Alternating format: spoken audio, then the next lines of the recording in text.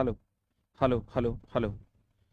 सबको मेरा प्रणाम नमस्कार। क्या हाल चाल है? उम्मीद करते हैं बढ़िया होंगे और अपने पठन पाठन में भी लगे होंगे और साथ ही साथ मेला भी घूम रहे होंगे, क्योंकि आज तो दोस्त मेरे दशहरे का दिन है और आज आप मेला घूमने से अपने आप को रोक नहीं पाइएगा। तो चलिए, दुर्गा माँ के पंडालों को देखने के बाद आपके अंदर भी एक नई ऊर्जा जगी होगी और उस ऊर्जा के साथ आप अपने पठन पाठन में लग जाएंगे। तो चलिए, मौसम जलवायु, जलवायु के अनुरूप जंतुओं द्वारा अनुकूलन। तो चलते हैं हम लोग इस अध्याय में कि मौसम कैसा होता है, जलवायु कैसे होते हैं और उसके द्वारा हमारे पास कैसे कैसे 24 घंटा में मौसम बदलता है, कैसे 2 दिन या 2 सप्ताह में हमारे यहाँ मौसम बदल जाता है, क्या होता है मौसम बदलने से। आप देखिएगा, दिन के समय सुबह के समय आपसे सूर्य दूर होता है तो आपको कम गर्मी लगती है। दोपहर के समय सूर्य आपके नजदीक होता है, आपको ज्यादा गर्मी लगती है। हर 2 दिन में या 2 सप्ताह में मौसम हमारे यहाँ भारत में बदलते रहता है। अलग अलग जलवायु में अलग अलग जीवों का अनुकूलन है। सारे जीव अलग अलग जगहों पर अनुकूलित हैं। भालू हमारे यहाँ नहीं रह सकता, हम भालू के यहाँ नहीं रह सकते। तो कहने का मतलब यह हुआ कि सारे जीव अपने अपने इन्वायरमेंट में अनुकूलित हैं। हमारे देश में मौसम बदलते रहता है। इस चैप्टर का जनरल कंपटीशन से जो मतलब है वो हम आपको खाली बता देंगे। इस चैप्टर का नाम है दोस्त मेरे मौसम जलवायु, जलवायु के अनुरूप जंतुओं द्वारा अनुकूलन। जलवायु के अनुरूप जंतुओं द्वारा अनुकूलन, जैसे देखिए हमारे यहाँ क्या होता है, अगर गर्मी आ गई तो उसके अनुसार हम अपने आप को अनुकूलित करते हैं, ठंड आ गई उसके अनुसार हम अपने आप को अनुकूलित करते हैं। कहता है किसी स्थान पर तापमान, आर्द्रता, वर्षा, पवन वेग आदि के संदर्भ में वायुमंडल के दिन प्रतिदिन की स्थिति उस स्थान का मौसम कहलाता है। हर दिन का जो अलग अलग स्थिति रहता है उसी को हम लोग मौसम कहते हैं। कहते हैं मौसम सामान्यतः किन्हीं 2 दिनों और 2 सप्ताह दर सप्ताह समान नहीं रहता है। देखो, लगातार 2 दिन तक मौसम समान नहीं रह सकता और सप्ताह दर सप्ताह समान नहीं रह सकता, क्योंकि कुछ ना कुछ बदलाव आता है। जैसे इस सप्ताह ठंडी कम है तो अगले सप्ताह ठंडी ज्यादा होगी या ठंडी और कम हो जाएगी। तो कुछ ना कुछ चेंजेस आपको 2 दिन, हर 2 दिन पे या कहता है हर 1 या 2 सप्ताह पर आपको बदलता हुआ दिखाई देगा। दिन का अधिकतम तापमान देख लो, ये क्वेश्चन इंपॉर्टेंट है। होता क्या है दोस्त मेरे कि दिन के समय जो होता है, ये सुबह मान लो यहाँ आप खड़े हो तो दिन के समय सूरज आपके नजदीक होता है और दोपहर और शाम के समय सूरज आपसे दूर होता है। दिन के समय आप देखोगे तो सूरज आपसे नजदीक होता है। दिन के समय देखो, अगर आप यहाँ पृथ्वी पर खड़े हो तो दिन के समय, ये सुबह और दोपहर के समय, दिन के समय सूरज नजदीक होता है, सुबह और दोपहर के समय सूरज दूर होता है। इसीलिए यहाँ पर सूरज लाल दिखता है, ये लाल दिखता है और ये श्वेत दिखता है और ये अधिक गर्मी भी देता है, अधिक गर्मी देता है, अधिक गर्मी देता है। और ये दोस्त मेरे कम गर्मी देता है, कम गर्मी भी देता है। और ये भी दोस्त मेरे कम गर्मी देता है। तो देखो, आपको क्वेश्चन पूछेगा कि बताओ सुबह का सूरज क्यों अधिक गर्मी देता है। कहेंगे वो हमसे नजदीक रहता है इसलिए अधिक गर्मी देता है। सुबह का सूरज क्यों श्वेत दिखता है, क्योंकि वो नजदीक होता है। और दोपहर और शाम का सूरज जो है वो लाल दिखता है कम गर्मी के कारण, ये लाल दिखता है कम गर्मी के कारण। कम गर्मी के कारण ये लाल दिखता है और यहाँ कम गर्मी के कारण ये लाल दिखता है। कहता है दिन का अधिकतम तापमान सामान्यतः ये लाल दिखने का एक और कारण प्रकीर्णन भी है। अगर आप पढ़े होंगे, लाल दिखने का एक और कारण प्रकीर्णन भी है। कहेगा सूरज लाल क्यों दिखता है, प्रकीर्णन के कारण। सूरज श्वेत यहाँ क्यों दिखता है दोपहर के समय, प्रकीर्णन, ये भी प्रकीर्णन। कहते हैं दिन का अधिकतम तापमान सामान्यतः अपराह्न, दोपहर बाद में, जब दिन का अधिकतम तापमान क्योंकि सूरज नजदीक होता है, जबकि न्यूनतम तापमान प्रातः भोर होता है। भोर में न्यूनतम तापमान होता है और दिन में अधिक तापमान होता है। वर्ष भर सूर्योदय और सूर्यास्त का समय भी परिवर्तित होते रहता है। कभी देखिएगा 6 बजे सूर्योदय हो जाएगा, कभी 7 बजे, 6:30 बजे सूर्योदय होगा। तो वर्ष भर सूर्योदय और सूर्यास्त का समय भी बदलते रहता है। आपको खाली पूछेगा कि कम गर्मी दोपहर में क्यों लगती है, अधिक क्यों गर्मी लगती है, क्योंकि वो नजदीक होता है। सुबह में कम गर्मी क्यों लगती है, क्योंकि वो दूर होता है सूर्य। मौसम के सभी परिवर्तन सूर्य द्वारा, देखो very very important, general competition में पूछा जाता है कि बताओ मौसम में जो ये परिवर्तन होता है, ठंडी गर्मी वगैरह वगैरह, ये सब सूर्य के कारण होता है। जितना भी मौसम में परिवर्तन होता है सब सूर्य के द्वारा होता है। सूर्य में कहेगा कौन सी अभिक्रियाएं होती है, तो सूर्य में नाभिकीय संलयन की अभिक्रिया होती है, और सूर्य में हाइड्रोजन हाइड्रोजन मिलकर हीलियम का निर्माण करता है और साथ में बहुत अधिक मात्रा में ऊर्जा निकालता है। सूर्य में नाभिकीय संलयन की क्रिया होती है और हाइड्रोजन हाइड्रोजन मिलकर किसका निर्माण करता है, हीलियम का, और साथ में बहुत अधिक मात्रा में ऊर्जा निकलता है। सूर्य की अगर हम बात करें, सूर्य का जो ताप है वो लगभग 6000 डिग्री सेंटीग्रेड के आसपास होता है, और सूर्य की जो ऊर्जा है वो किस अवस्था के कारण होती है, प्लाज्मा अवस्था के कारण होती है।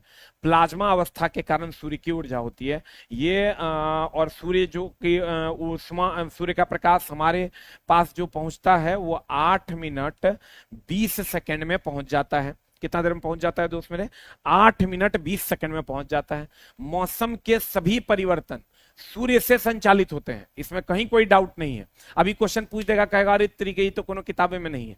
भाई जितना भी मौसम में परिवर्तन होता है ना, सब सूर्य से संचालित होता है। पढ़ना पड़ेगा, कोई उपाय नहीं है तेरे पास।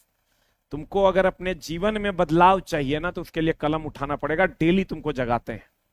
और नहीं अगर तुमको लगता है कि दूसरा उपाय है, तो दोस्त एक बार करके देखो, पता चल जाएगा कि ये कितना सरल था और तुम जो करने गए वो कितना जटिल था। ठीक ना, ये दोस्त मेरे पेरेंट काइमा स्केलेन काइमा है, और जो आप करने जाइएगा ना वो जाइलम और प्लोएम है। इसलिए आप अभी एकदम 100% पढ़ाई पे अपना दिमाग हेने लगाइए, यही आपको नौकरी देगा और इसी से आपका काम होगा। आप क्या कर रहे हैं, मोबाइल भी देख रहे हैं, तनी मास्टरों को देख लेते हैं, तनी मोबाइलों देख लेते हैं, तनी फेसबुक को देख लेते हैं, चुकुर बुकुर करके दोसर रूम में की हो रहा है वो देख लेते हैं। उससे नहीं हो जाएगा। हम बार बार कहते हैं आपको कंसंट्रेट करना होगा, और इसलिए कंसंट्रेट कीजिएगा, 6 महीना में आपका जीवन बदल जाएगा। उसके बाद ये सारी एक्टिविटी आप कर लीजिएगा, कोई दिक्कत नहीं है। कहते हैं सूर्य के द्वारा ही मौसम में संचालित होता है। नाभिकीय संलयन होता है, हाइड्रोजन हाइड्रोजन मिलकर हीलियम बनता है, 6000 डिग्री सी टेम्परेचर है। प्लाज्मा अवस्था के कारण 8 मिनट 20 सेकंड, कितना देर दोस्त मेरे, 8 मिनट 20 सेकंड। अब देखो, कहते हैं दीर्घ अवधि जैसे 25 वर्ष के लिए में लिए गए मौसम के प्राचलों के आधार पर तैयार किए गए प्रतिरूप पैटर्न उस स्थान का जलवायु निर्धारित करता है। कम से कम 25 साल में क्या क्या चेंजिंग आया, उसके आधार पर हम कहते हैं ये उष्णकटिबंधीय है, ये शीतोष्ण है, वगैरह वगैरह। लेकिन उसके लिए कितने वर्षों का अध्ययन लगता है, 25 वर्षों का।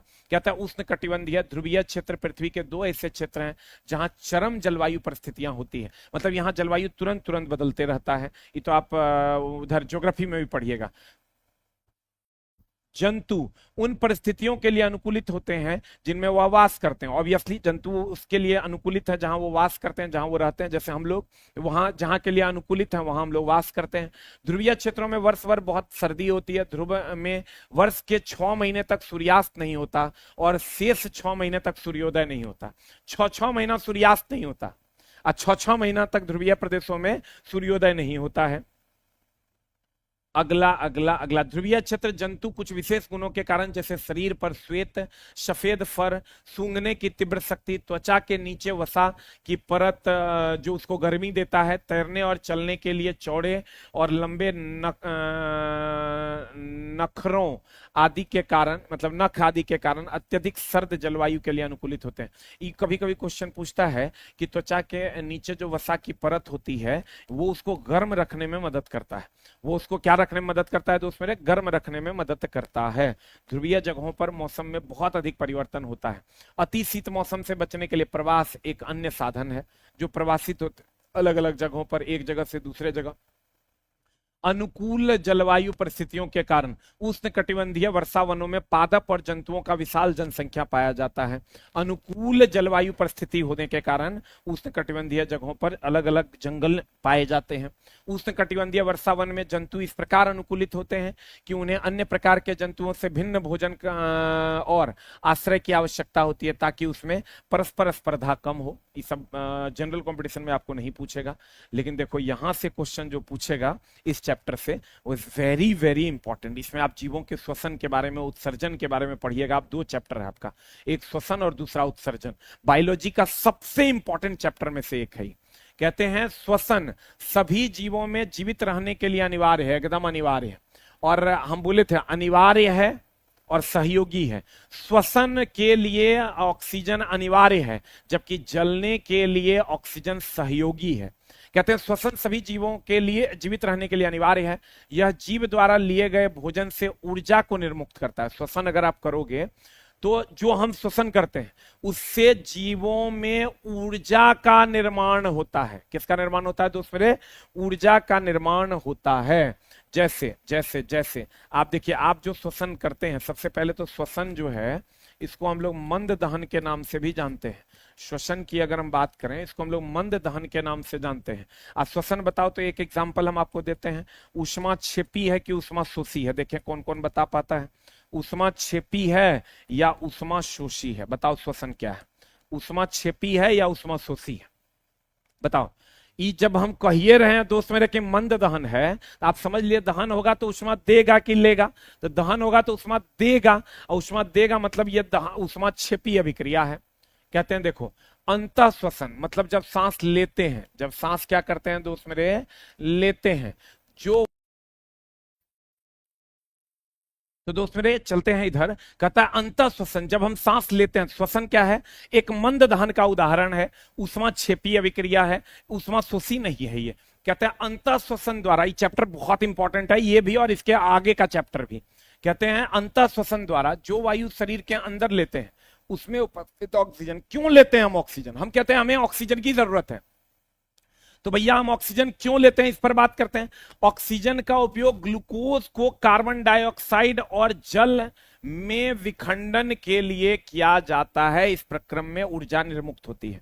देखो एकदम सिंपल सा बात है कि हम जो ऑक्सीजन लेते हैं, हम जो ऑक्सीजन क्या करते हैं दोस्त मेरे? लेते हैं। हमने ऑक्सीजन लिया, लेने के बाद हम ग्लूकोज को, किसको दोस्त मेरे? ऑक्सीजन लेने के बाद हम लोग ग्लूकोज को किसको दोस्त मेरे? ग्लूकोज को कार्बन डाइऑक्साइड और जल में विखंडन करते हैं। CO2 एंड जल में विखंडित कर देते हैं। देख लो, ऑक्सीजन जो हम लोग लेते हैं उससे क्या करते हैं? उससे ग्लूकोज को कार्बन डाइऑक्साइड और जल में विखंडित कर देते हैं। अब इसका रिएक्शन भी आगे, ये एनसीईआरटी में लिखा हुआ है। अब इसका रिएक्शन क्या होगा दोस्त मेरे? ध्यान से समझना। कहते हैं ग्लूकोज का विखंडन जीव की कोशिकाओं में होता है, जिससे कोशिकीय श्वसन कहते हैं।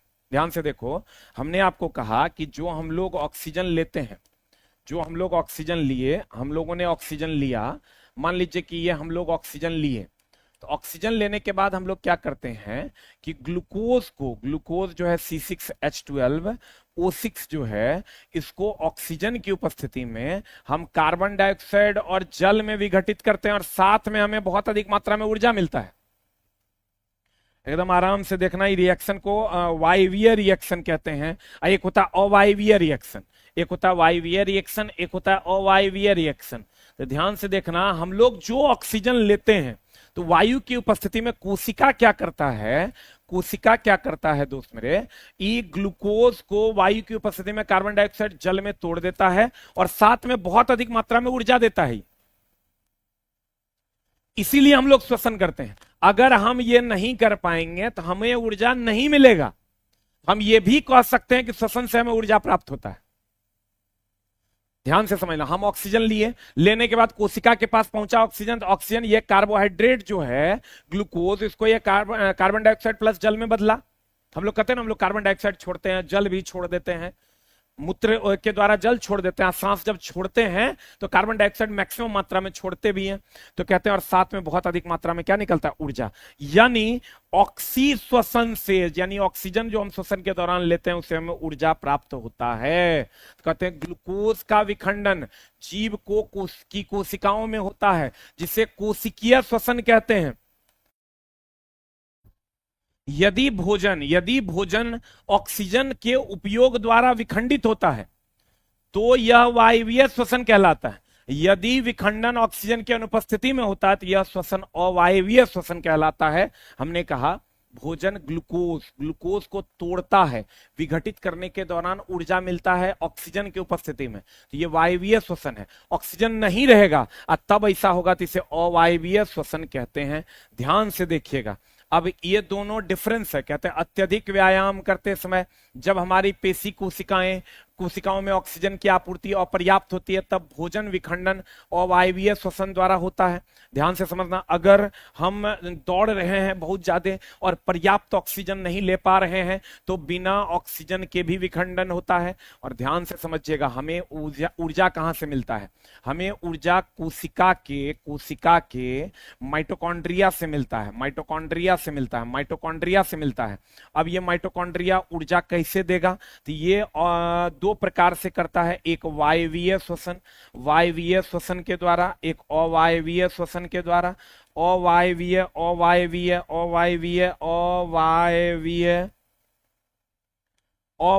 तो वायवीय श्वसन जो होगा वो ऑक्सीजन की उपस्थिति में भोजन को तोड़कर ऊर्जा मिलता है। ये ऑक्सीजन के उपस्थिति में, ये ऑक्सीजन के अनुपस्थिति में ऊर्जा मिलता है। अब देखो, श्वसन दो प्रकार के हैं। कहता है एक एनारोबिक अवायवीय और एक एरोबिक बोले तो वायवीय। अब ध्यान से देखो, रिएक्टेंट इसमें क्या है? ग्लूकोज ही टूटता है अवायवीय में।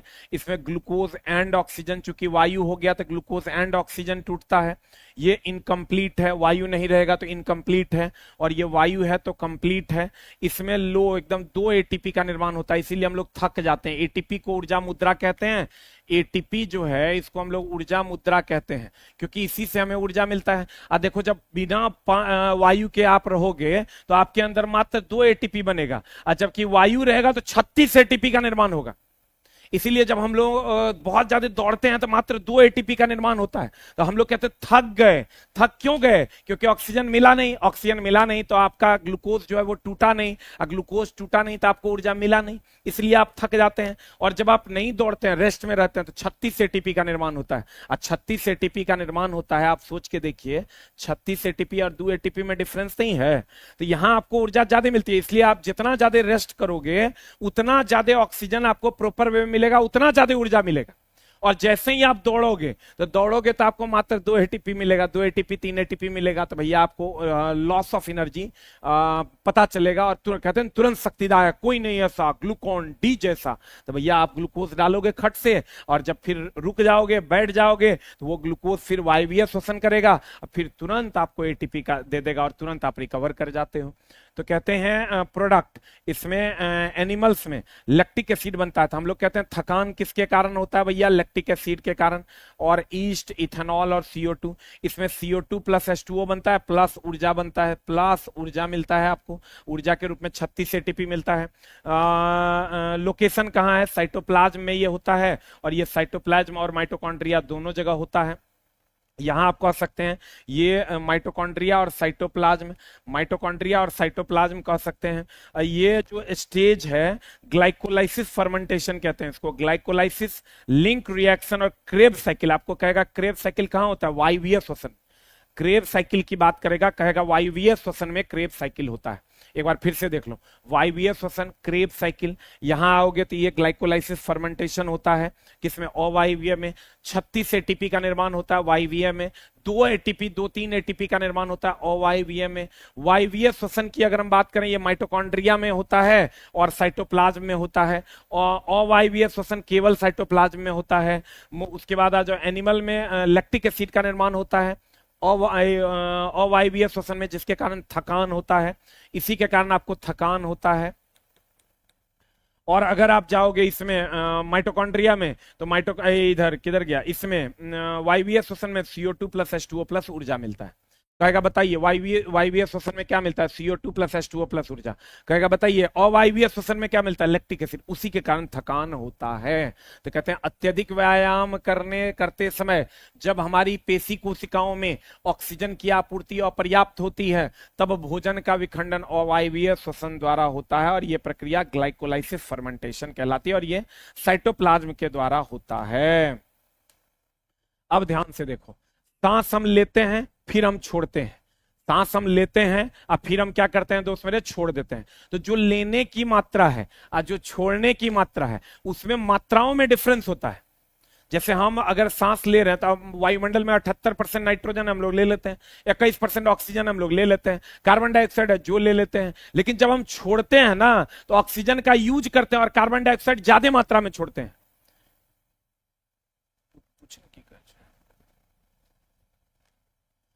जब हम लेते हैं, देखो जब हम लेते हैं तो क्या क्या करते हैं, इनहेल एयर जब हम लोग करते हैं तो ऑक्सीजन 21% लेते हैं, 78% वायुमंडल में है ये ले लेते हैं, और क्रिया गैस वायुमंडल में 1% से कम ही ले लेते हैं, कार्बन डाइऑक्साइड वायुमंडल में 0.04% ले लेते हैं। जब छोड़ते हैं ना तो 78 का 78 नाइट्रोजन छोड़ देते हैं हम लोग। और ये जो ऑक्सीजन है ना ये 17% ऑक्सीजन घटता है। क्यों घटता है? क्योंकि वायवीय वायु का ऑक्सीजन का उपयोग जो है माइटोकॉन्ड्रिया कर लेता है, साइटोप्लाज्म कर लेता है ऊर्जा बनाने में, तो ऑक्सीजन घट के बाहर निकलता है। और कार्बन डाइऑक्साइड बढ़ के बाहर क्यों निकलता है? 5% तक निकल जाता है। क्यों? क्योंकि भैया ये जब वायवीय श्वसन होता है ना तो कार्बन डाइऑक्साइड का भी निर्माण होता है। देखो अगर वायवीय वायु लिए हम, वायवीय श्वसन हुआ, वायवीय श्वसन में ग्लूकोज जो है ये टूट जाता है ऑक्सीजन की उपस्थिति में, किसमें? CO2 plus H2O plus ATP दे देता है, अब ध्यान से देखो कि ग्लूकोज टूटता है ऑक्सीजन की उपस्थिति में, तो ऑक्सीजन को यूज कर रहे हैं तो ऑक्सीजन घट जा रहा है, और कार्बन डाइऑक्साइड एक तो हम ले रहे थे 1%, लेकिन अब हम छोड़ रहे हैं ना प्रोडक्ट में, तो भैया कार्बन डाइऑक्साइड बढ़ जाता है। लेकिन नाइट्रोजन का कोई यूज ही नहीं है शरीर में, तो भैया जितना लेते हैं उतना छोड़ देते हैं, और क्रिया गैस का कोई यूज नहीं है तो जितना लेते हैं उतना छोड़ देते हैं। क्रेब साइकिल में हम ऑक्सीजन का यूज करते हैं तो ऑक्सीजन हमारा देखो लेते हैं 21%, छोड़ते हैं 17% है। कार्बन डाइऑक्साइड हमारा ये ऊर्जा जो बनता है तो कार्बन डाइऑक्साइड का निर्माण होता है, तो लेते हैं 0.04%, छोड़ते हैं 5%, क्योंकि उसका हम लोग यूज करते हैं। उसका हम लोग क्या करते हैं दोस्त मेरे? यूज करते हैं। तो कहते हैं ये इसीलिए हम लोग कहते हैं कि जब हम लोग सांस लेना श्वसन प्रक्रम का एक चरण है जिसमें जीव ऑक्सीजन समृद्ध वायु को शरीर के अंदर लेता है, हम लोग लेते हैं ऑक्सीजन युक्त वायु को, और कार्बन डाइऑक्साइड समृद्ध वायु को बाहर निकालता है। देखो कार्बन डाइऑक्साइड को ऑक्सीजन लेते हैं, यहां से इधर रिएक्टेंट है तो लेते हैं, और इससे इधर प्रोडक्ट है तो बाहर निकालते हैं, बाहर निकालता है। गैसों के विनिमय के लिए विभिन्न जीवों में श्वसन अंग भिन्न भिन्न होते हैं। हाँ होवे करता है, जैसे हम लोग में फेफड़ा है, उधर जाओगे मछली में तो उसमें क्या है, सबको पता है गिल होता है, गिल के द्वारा वो सांस लेती है। तो अलग अलग जीवों में अंग अलग अलग हैं। लेकिन अगर आपको कह देगा कि बताइए हम लोग किसका उपयोग करते हैं, तो कहेंगे ऑक्सीजन का। और किसको बढ़ा के बाहर निकालते हैं, कहेगा कार्बन डाइऑक्साइड को। और किसका उपयोग नहीं करते हैं, कहेंगे नाइट्रोजन का, क्योंकि उसका कोई काम नहीं है। अब देखो अलग अलग जीवों में श्वसन अंग अलग अलग है, अलग अलग जीवों में जो श्वसन अंग है अलग अलग है। लेकिन एक होता है अंतः श्वसन, इनहेल करना, और एक होता है निश्वसन, एक्सहेल करना। देखो ये हिंदी में दे देगा गड़बड़ा जाओगे। अंतः मतलब ये होता है लेना, और फिर निश्वसन हम लोग कहते हैं निश्वास फेंक रहा है, मतलब छोड़ रहा है। अंतः मतलब ले रहा है। इनहेल और एक्सहेल के समय हमारे फेफड़े विस्तारित होते हैं। देखो फेफड़ा विस्तारित हो रहा है, फेफड़ा विस्तारित होता है हमारा। और उच्छ्वसन एक्सहेलेशन के साथ अपनी मूल अवस्था में आ जाता है, तो भैया इसको उच्छ्वसन कहते हैं। एक्सहेलेशन के दौरान हमारा जो है ये मूल अवस्था में आ जाता है। कभी कभी इसका क्वेश्चन क्या पूछता है दोस्त मेरे, ये वाला जो पार्ट आप देख रहे हो, ये वाला जो पार्ट आप देख रहे हो, ये वाला पार्ट, ये डायफ्राम है। इसको कहते हैं दोस्त मेरे डायफ्राम।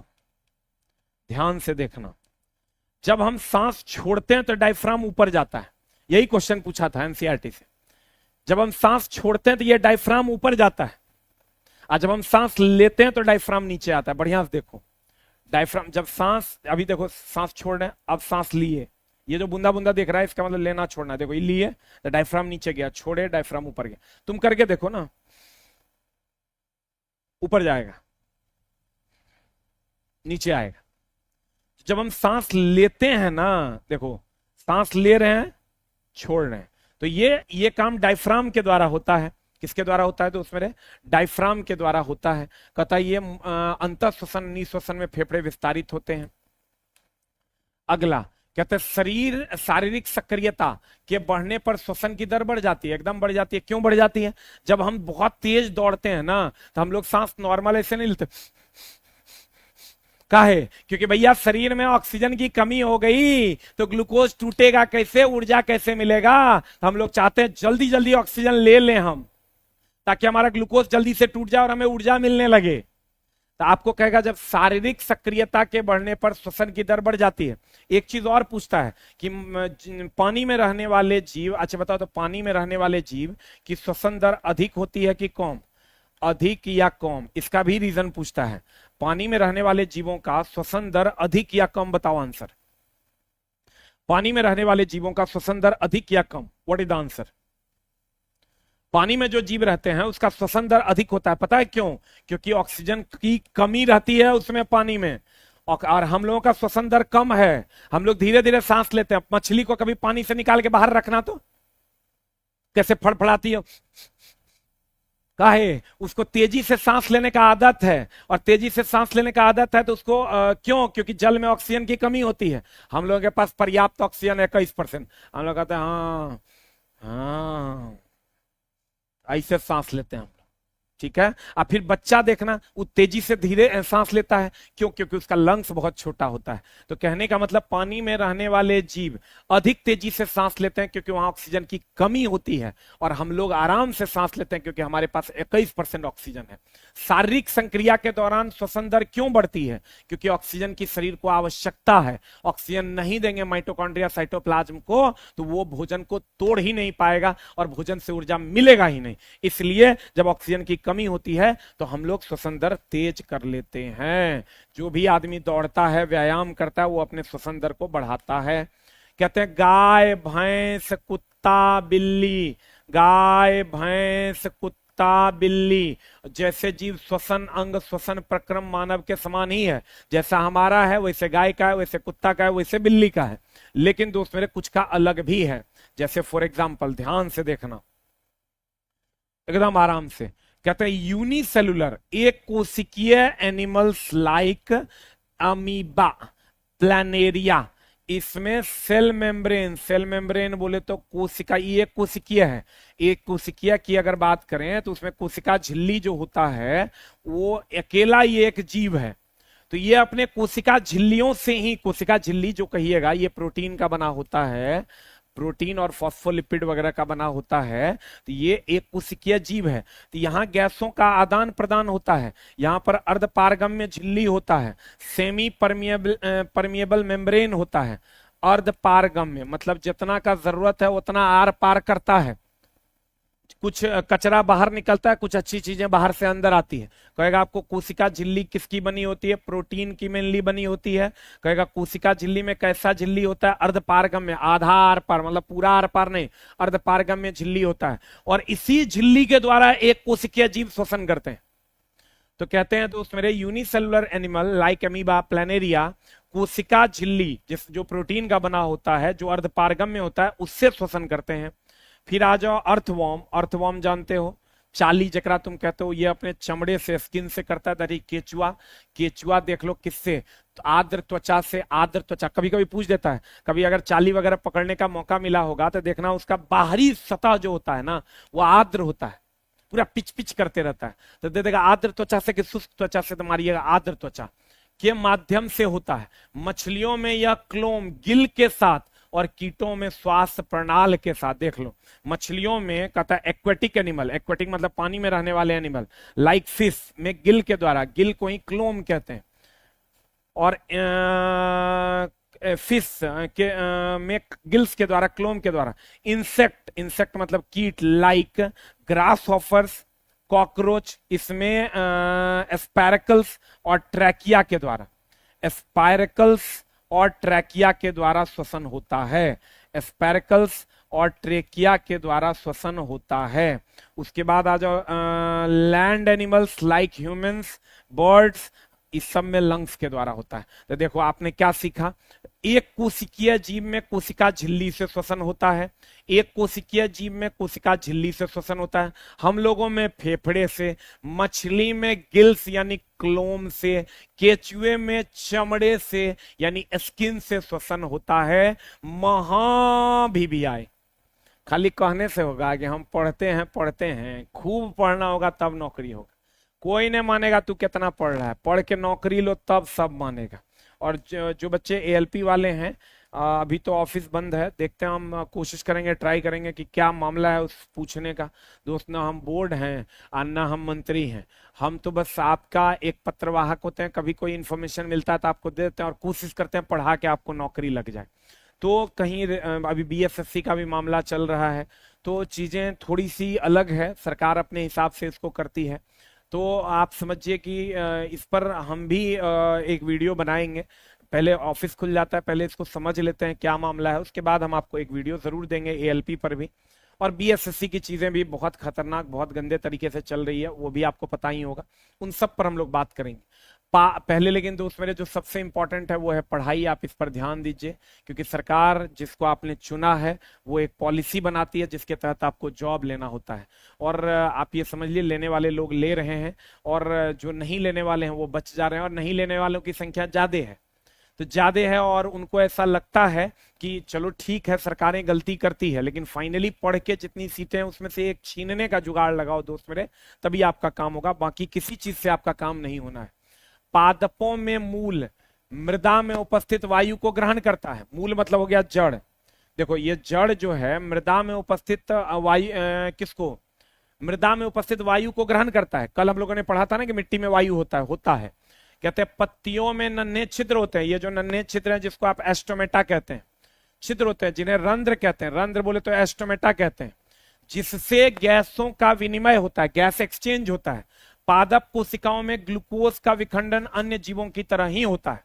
पादप में भी ग्लूकोज का विखंडन होता है। रे गुलशन, पादप कोशिकाओं में भी ग्लूकोज का ही विखंडन होता है और हम लोगों में भी ग्लूकोज का विखंडन होता है। अभी तुरंत बोले थे ग्लूकोज के विखंडन से ही ऊर्जा मिलता है। आपको कहेगा आपको ऊर्जा कैसे मिलता है, कहिएगा ग्लूकोज के विखंडन से। आपको ऊर्जा कैसे मिलता है, कहिएगा ग्लूकोज के विखंडन से। आपको ऊर्जा कैसे मिलता है, दैट इज ग्लूकोज के विखंडन से। और ये जो रंध्र होता है, छिद्र होता है, यहां से वाष्पोत्सर्जन होता है। तो दोस्त मेरे, अगर हम कहते हैं अधिकांश जंतुओं में शरीर में प्रवाहित होने वाला रक्त शरीर के विभिन्न कोशिकाओं को भोजन और ऑक्सीजन का वितरण करता है, एकदम सही बात है। यह शरीर के विभिन्न भागों में उत्सर्जन के लिए अपशिष्ट पदार्थों को भी लाता है। अभी देखिए इस चैप्टर में हम लोग जो पढ़ने वाले हैं, मेनली एक बार हम उसको ओवरऑल करते हैं कि जंतुओं और पादपों में परिवहन। अब परिवहन दो चीजों के लिए, एक तो रक्त का परिवहन होता है और एक होता है अपशिष्टों का परिवहन और उत्सर्जन। अपशिष्ट का परिवहन और उत्सर्जन। अब देखो रक्त में अगर हम बात करें तो रक्त में रक्त के अलग अलग घटक हैं, रक्त के अलग अलग घटक हैं। रक्त के परिवहन में कौन कौन भाग लेता है, एक तो हृदय भाग लेता है, एक तो हृदय भाग लेता है, ध्यान से देखिएगा। एक कौन भाग लेता है दोस्त मेरे, हृदय भाग लेता है। और एक आप कह सकते हैं हृदय और वाहिका, वाहिका रक्त वाहिका भाग लेता है। रक्त वाहिका भी दो प्रकार का होता है, एक होता है सिरा, एक होता है सिरा और एक होता है धमनी। एक होता है सिरा और एक होता है धमनी। अपशिष्ट के निपटान के लिए हम लोग बहुत सारी ग्रंथियों का यूज करते हैं, जैसे श्वेत ग्रंथि। आप ले लीजिए श्वेत ग्रंथि जो पसीने के लिए जिम्मेवार है, श्वेत ग्रंथि का यूज करते हैं। और दूसरा आप ये क्या बोलते हैं उसको, मूत्र वगैरह का उत्सर्जन के लिए भी हम लोग यूज करते हैं, मल के उत्सर्जन के लिए भी यूज करते हैं। तो मल तो आपका हो गया डाइजेस्टिव सिस्टम यानी पाचन वगैरह तंत्र से, और मूत्र की अगर बात करोगे तो मूत्र आपका किडनी वगैरह से, किडनी मूत्रवाहिनी मूत्राशय वगैरह से बाहर निकल जाता है। तो कुल मिला के इस चैप्टर में जंतुओं और पादपों का परिवहन एक तो रक्त का होता है और दूसरा अपशिष्टों का परिवहन। मूत्र का भी तो परिवहन ही होता है, एक जगह से दूसरे जगह ले जाना परिवहन कहलाता है। तो एक तो हृदय में हो जाएगा, हृदय और वाहिकाओं के द्वारा रक्त का परिवहन होगा, और अपशिष्ट का परिवहन ग्रंथि और मूत्र और मल, ये सारे के द्वारा आप लोग अपशिष्ट का परिवहन करते हैं। तो चलिए पहले हम लोग हृदय के बारे में पढ़ने की कोशिश करते हैं कि हृदय में रक्त का परिवहन कैसे होता है। तो हमने जाना दोस्त मेरे कि परिसंचरण तंत्र में हृदय, रक्त और रक्त वाहिनियां होती है। देखो हमने कहा रक्त का परिसंचरण अगर करना है तो इसमें दो चीजें इन्वॉल्व है, एक हृदय इन्वॉल्व है और दूसरा रक्त वाहिनियां इन्वॉल्व है। एक हृदय इन्वॉल्व है और दूसरा रक्त वाहिनियां इन्वॉल्व है। एक तो हृदय इन्वॉल्व है और दूसरा रक्त वाहिनियां इन्वॉल्व है। उसमें आप ये क्या बोलते हैं उसको, सिरा और धमनी इन्वॉल्व है। देखो एक का रंग नीला होता है, एक का रंग लाल होता है। अब इसी को हम लोग पढ़ेंगे। देखो यहां सिरा और धमनी, ये जो हम लोग दोस्त मेरे देखते हैं, आर्टरी, आर्टरी बोले तो धमनी, आर्टरी बोले तो धमनी, और वैन बोले तो सिरा। अब ध्यान से देखिएगा तो सिरा का रंग होता है नीला और धमनी का रंग होता है लाल। तो अब धमनी जो होता है ये मोटा होता है और सिरा जो होता है ये पतला होता है। तो मोटा होने के कारण इसका प्रेशर हाई होता है और पतला होने के कारण इसका प्रेशर लो होता है। और धमनी का रंग लाल होता है और सिरा का रंग जो होता है वो नीला होता है। ये अंतर है सिरा और धमनी में। और धमनी जो है रक्त को बाहर ले जाता है और सिरा रक्त को हृदय के अंदर लाता है। धमनी जो है ये रक्त को बाहर शरीर के हिस्सों में ले जाता है और सिरा जो है वो शरीर के अंदर रक्त को लाता है। ध्यान से देखना, हमने कहा कि रक्त परिसंचरण में दो चीजें हैं, एक हृदय और दूसरा वाहिनिका यानी वाहिका। और वाहिका दो प्रकार का, एक सिरा और एक धमनी। तो सिरा जो होता है वो पतला होता है, इसका प्रेशर कम होता है और इसका रंग नीला होता है और ये अन्य भागों से रक्त को हृदय में लाता है। और धमनी जो होता है वो मोटा होता है, इसका प्रेशर हाई होता है, इसका रंग लाल होता है और ये हृदय से शरीर के बाहर लेकर जाता है। अब ध्यान देना, कहते हैं धमनी, धमनी, धमनी बोले तो आर्टरी, सिरा बोले तो वैन, सिरा बोले तो वैन। तो कहता क्या है, धमनी में शुद्ध रक्त अधिक दाब के साथ बहता है। ये जो धमनी है ये शुद्ध रक्त, इसमें धमनी में मोटा होता है, शुद्ध रक्त अधिक दाब के साथ बहेगा, तब नहीं शरीर के अन्य भागों में लेकर जाएगा। फिर कहता है सिरा में अशुद्ध रक्त कम दाब के तरफ बहता है। इस सिरा में अशुद्ध रक्त बहता है, इसको ये हृदय के अंदर लेकर आता है। ये जो सिरा है ये अशुद्ध रक्त, अशुद्ध रक्त, और ये जो धमनी है ये शुद्ध रक्त लेकर जाता है शरीर के चारों भाग, अलग अलग भागों में। और सिरा जो है वो अंदर लेकर आता है। फिर कहता है धमनी का रंग लाल है, देखो धमनी का रंग लाल है। फिर कहता है सिरा का रंग नीला है, देखो नीला है। कहते हैं धमनी की दीवारें मोटी होती है और लचीली होती है। धमनी की दीवार मोटी होती है, लचीली, इसकी भी दीवार लचीली, इसकी भी दीवार लचीली, इसकी भी दीवार लचीली, लेकिन इसका मोटा होता है, इसका पतला होता है। फिर कहते हैं दोस्त मेरे सिरा की दीवार पतली व लचीली होती है।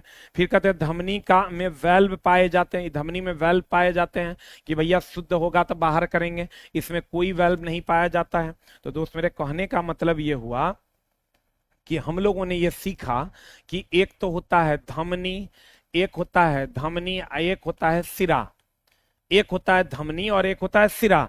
धमनी को हम लोग कहते हैं आर्टरी और वैन, आर्टरी और वैन। धमनी बोले तो आर्टरी और सिरा बोले तो वैन। अब दोस्त मेरे ध्यान से देखना, धमनी बोले तो आर्टरी, सिरा बोले तो वैन, वैन बोले तो सिरा, सिरा सिरा सिरा सिरा। ये नीले रंग का होता है, नीला रंग का होता है, ये लाल रंग का होता है।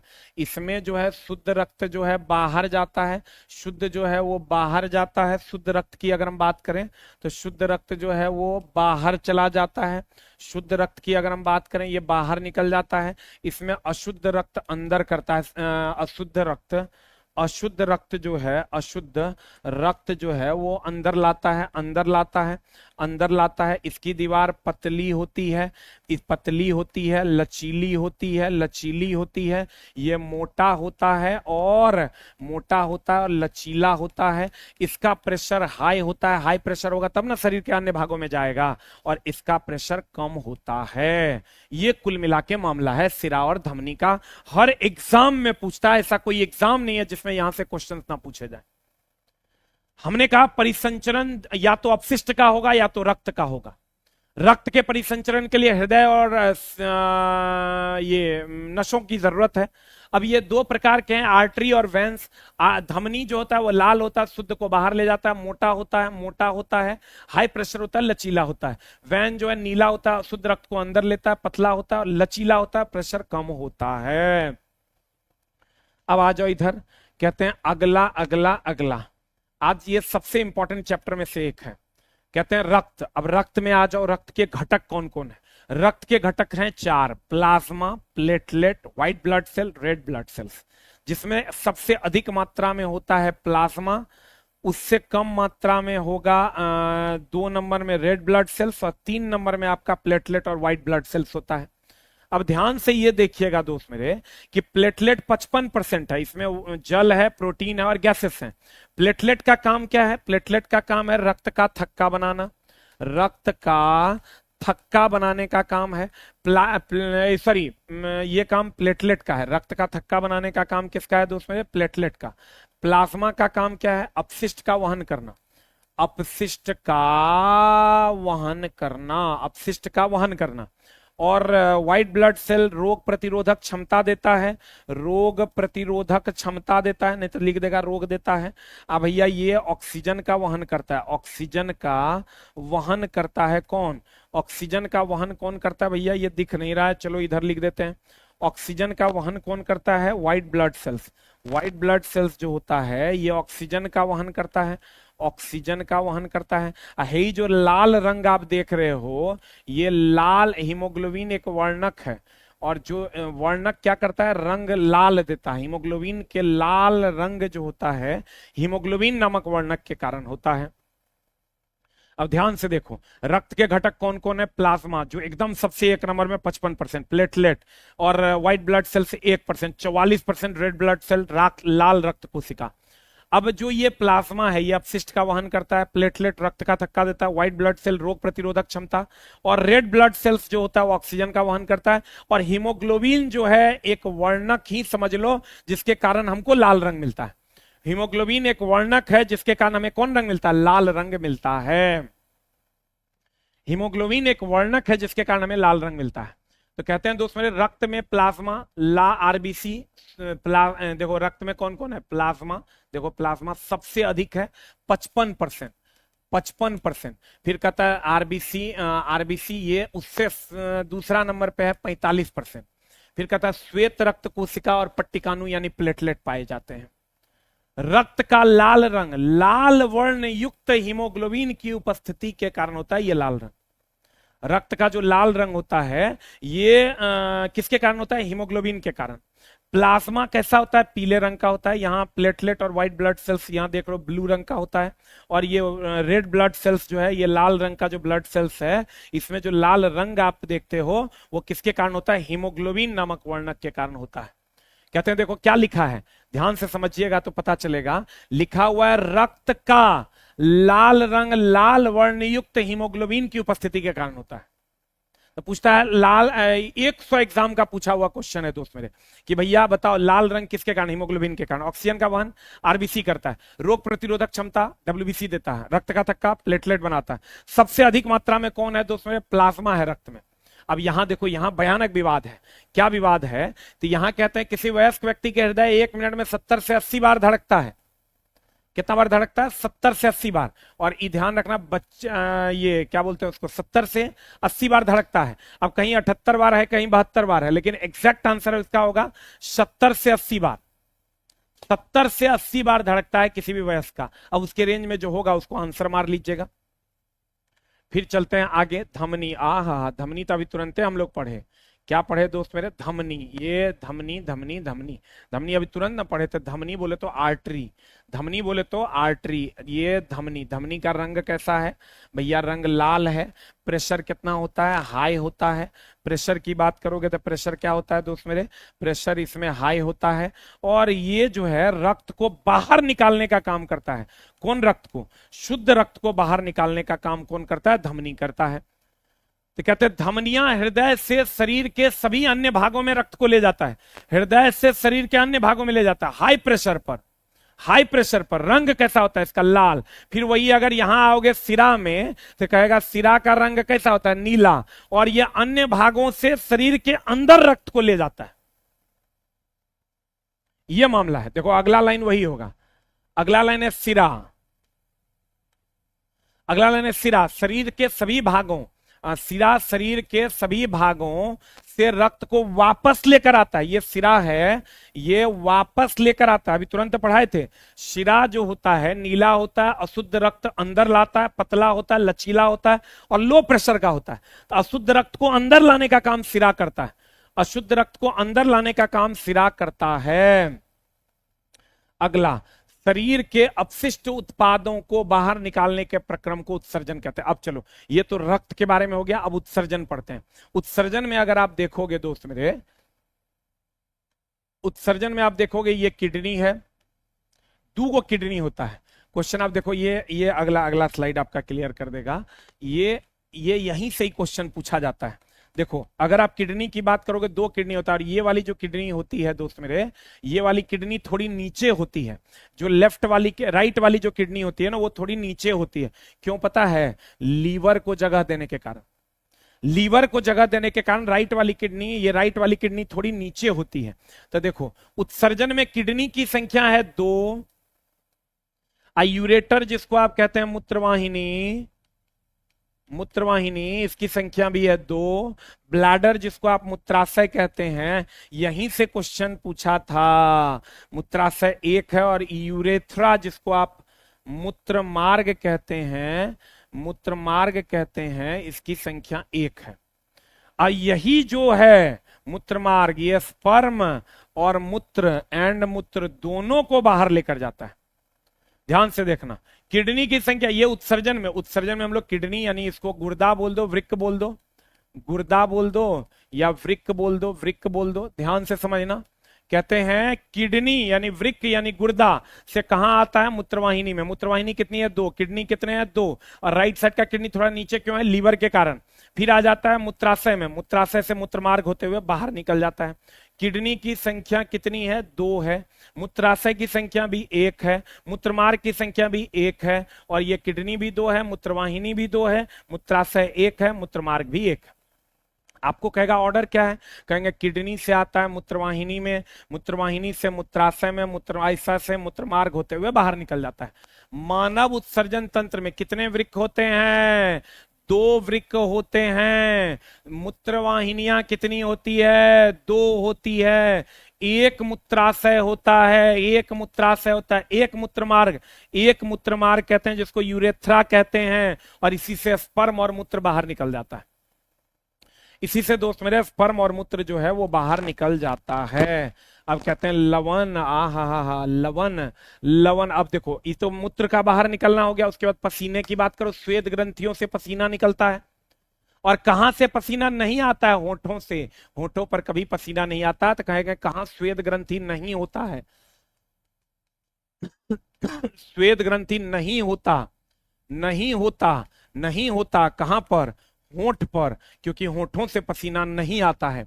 लवण और यूरिया जल, ये जो देख रहे हो ना, इसमें क्या है? इस पसीने में लवण है और यूरिया जल है। लवण है और लवण है और यूरिया जल है। लवण है और यूरिया जल, लवण और यूरिया जल के साथ स्वेद पसीने के रूप में शरीर के से बाहर निकल जाता है। स्वेद को ही पसीना कहते हैं। ये पसीना स्वेद ग्रंथि के कारण होता है, लेकिन पसीना का दूसरा नाम स्वेद भी है। पसीना का दूसरा नाम क्या है? स्वेद है। तो कहते हैं लवण और यूरिया। देखो, मूत्र में, मछली में भी उत्सर्जन होता है इसका अपशिष्ट का, अमोनिया के द्वारा। तो हमारे शरीर में भी उत्सर्जन होता है अपशिष्ट का। तो एक तो मूत्र के द्वारा हो जाता है, दूसरा मल के द्वारा हो जाता है, और तीसरा किसके द्वारा? पसीने के द्वारा। पसीने में क्या होता है? कहेगा पसीना में क्या पाया जाता है? कहेंगे लवण होता है, इसलिए नमकीन लगता है।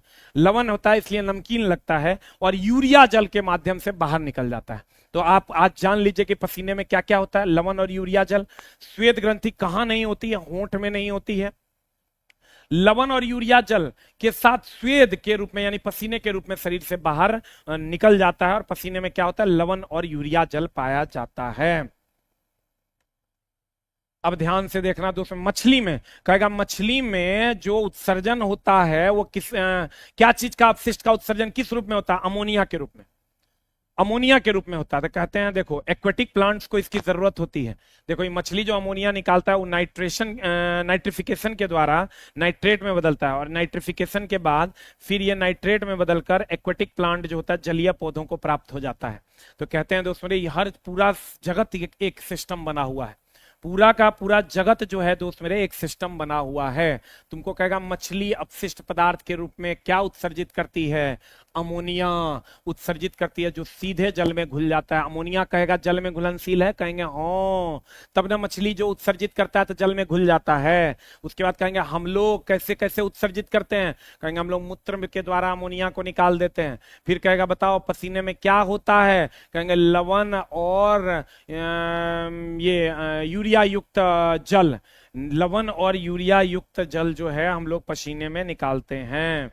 लवण और यूरिया युक्त जल जो है हम लोग पसीने में निकालते हैं। मछली क्या निकालती है अपशिष्ट के रूप में? अमोनिया निकालती है। मछली में गंध भी इसीलिए अमोनिया के कारण होता है।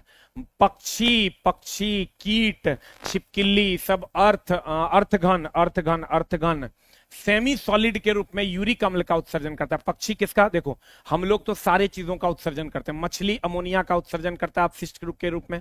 पक्षी वगैरह जो है कीट छिपकली ये सब यूरिक अम्ल के रूप में उत्सर्जन करता है अपशिष्ट का।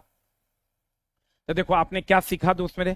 आपने ये सीखा कि जो उत्सर्जन है उत्सर्जन मछली में दोस्त मेरे पढ़ ले, यही एगो चीज है जो थोड़ा बचा सकता है अमोनिया के रूप में। कीट में अगर कहोगे, कीट वगैरह में, या छिपकली वगैरह में कहोगे, पक्षी छिपकली में, पक्षी और छिपकली वगैरह में, तो ये यूरिक एसिड के रूप में, यूरिक अम्ल के रूप में हम लोग जो पसीना में निकालते हैं, जो स्वेद में निकालते हैं, पसीना में निकालते हैं। स्वेद इसका नाम इसलिए क्योंकि पसीना स्वेद ग्रंथि से निकलता है। तो हम लोग लवण और यूरिया युक्त जल, यूरिया युक्त जल जो है उत्सर्जित करते हैं। हमारे मूत्र में भी अमोनिया होता है। आपको कहेगा मूत्र में क्या होता है? भैया मूत्र में भी अमोनिया होता है। मूत्र की गंध अमोनिया के कारण ही होती है। पक्षी और छिपकली यूरिक अम्ल का उत्सर्जन करते हैं, मछली अमोनिया का उत्सर्जन करता है अपशिष्ट के रूप में, जो नाइट्रेट के रूप में जलीय प्लांट ले लेते हैं। और यह अमोनिया जल में घुलनशील है। ये अमोनिया जल में घुलनशील है। ये अमोनिया जल में क्या है दोस्त मेरे? घुलनशील है। याद रखिएगा, पूछ देगा अमोनिया क्या है, जल में घुलनशील है? अघुलनशील है? कहेंगे हाँ जल में घुलनशील है। अमोनिया मछली अपशिष्ट अमोनिया के रूप में निकालता है। पक्षी छिपकली यूरिक अम्ल के रूप में। पसीना में लवण और यूरिया जल होता है। पसीने में लवण और यूरिया जल होता है। पसीने में क्या होता है दोस्त मेरे? लवण और यूरिया जल होता है। आज का क्लास सबसे इंपॉर्टेंट है दोस्त मेरे।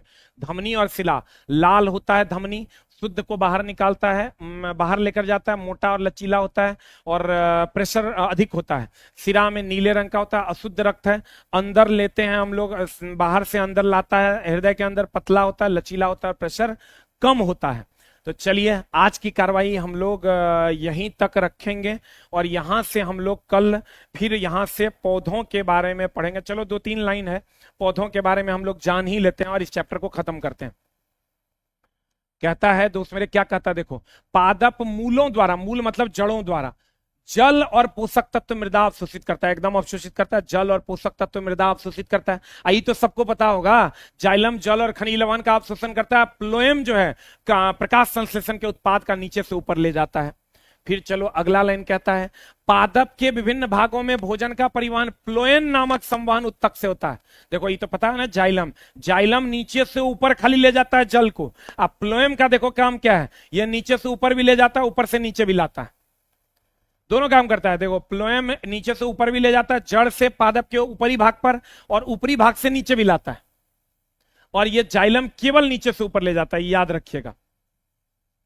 फिर हम लोग जानते हैं दोस्त मेरे, ये तो सबको पता है यार, वाष्पोत्सर्जन के दौरान रंध्र से वाष्प के रूप में बड़ी मात्रा में जल का ह्रास हो जाता है, ये तो सबको पता है। फिर कहते हैं वाष्पोत्सर्जन के कारण एक चूसन बल, जैसे अगर मान लो ये पत्तियां हैं और ये दोस्त मेरे जड़ है, ये जड़ है, जड़ है, और ये पत्ती है। तो यहां से जब वाष्पोत्सर्जन होने लगेगा तो ऑटोमेटिक एक बल लगेगा नीचे से ऊपर की ओर, चूसन बल, तब ना फिर पानी का चूसन होगा, तब ना वाष्पीकरण होगा।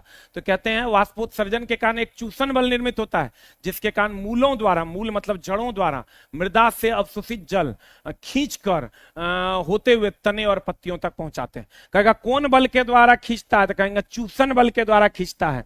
कौन? चूसन बल के द्वारा जाइलम जल को खींच कर ले जाता है। प्लोएम नीचे से ऊपर, ऊपर से नीचे भी ले जाता है। जाइलम नीचे से ऊपर जल को ले जाता है, और खाली जल को नहीं, खनिज लवण को भी ले जाता है। और भैया पूछेगा, बताओ एक एक करके हमको एक दो क्वेश्चन बता दो। अब ये चैप्टर हो गया आपका समाप्त। कल हम लोग पादपों के जनन के बारे में पढ़ेंगे, एकदम प्योर प्योर कंटेंट जिसको कहते हैं दोस्त मेरे, वो बताओ। मछली, मछली क्या छोड़ता है? एक ऑप्शन है अमोनिया, एक ऑप्शन है अमोनिया, और दूसरा ऑप्शन है यूरिक एसिड। हम बोले थे दोस्त मेरे कि हम पढ़ाएंगे यूट्यूब पे, और दशहरा के दिन भी पढ़ाएंगे, तो पढ़ाएंगे। जो कह दिए सो कह दिए, कह दिए दशहरा के दिन पढ़ाएंगे तो पढ़ाएंगे। जबकि सिचुएशन ऐसा है कि पिताजी जो है वो दुर्गा पूजा में बहुत ज्यादा सक्रिय रहते हैं और दुर्गा पूजा कमेटी के अध्यक्ष हैं, तो उसके कारण मेरा भी थोड़ा सा बिजी होना हो जाता है, जिसके कारण हम एक आध क्लास जो है वो ले भी नहीं पाए 2-3-4 दिन से। लेकिन आगे उस क्लास का मेकअप भी कर देंगे, इसके लिए टेंशन नहीं लेना है। लेकिन ये जो क्लास है आपका, ये परमानेंटली हम कोशिश किए हैं एंगेज करने का, चाहे कुछ भी हो। तो मछली क्या निकालता है दोस्त मेरे? अमोनिया निकालता है। अमोनिया रक्त में घुलनशील है। और ये जो पक्षी वगैरह है, ये अशुद्धि के रूप में क्या निकालता है भैया? यूरिक अम्ल निकालता है। अब बताओ पसीने में क्या होता है? पसीना में क्या होता है? पसीना में लवण होता है, लवण होता है, और दूसरा यूरिया जल होता है, लवण होता है और यूरिया जल होता है, और तीसरा 1 और 2 बोथ होता है। बताओ जल्दी से आंसर क्या हो जाएगा? पसीने में क्या होता है? लवण, यूरिया जल और 1 और 2 बोथ। कहेंगे 1 और 2 बोथ होता है। तो चलिए आज की कार्रवाई हम लोग यहीं तक रखेंगे, मिलेंगे फिर हम लोग कल की कक्षा में। और आज हैप्पी दशहरा, हैप्पी दुर्गा पूजा। उम्मीद करेंगे कि अगले दशहरा में आपका जीवन बहुत बढ़िया हो और आपके घर भी ढेर सारी खुशियां हो। Thank you very much, love you all. लेकिन उसके लिए सिर्फ और सिर्फ कलम उठाना होगा, उसी से आपका भाग्य बदलेगा। Thank you very much, love you all, नमस्कार। आपके पूरे परिवार